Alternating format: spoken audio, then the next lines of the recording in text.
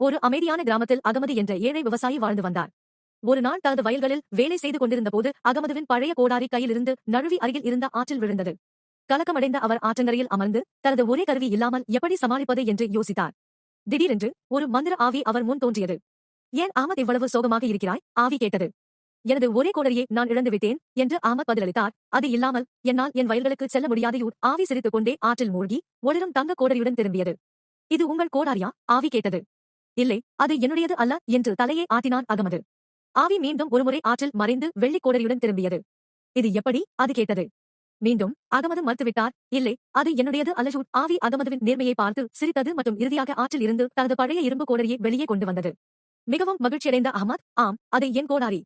அகமதுவின் நேர்மையால் ஈர்க்கப்பட்ட ஆவி அவருக்கு 3 அச்சுகளையும் கொடுத்து வெகுமதி அளித்தது. அன்று முதல் அகமதுவின் நேர்மையும் உழைப்பும் அவருக்கு செழிப்பை தந்தது. நேர்மையே சிறந்த கொள்கை என்ற பாடத்தை அவர் மறக்கவே இல்லை.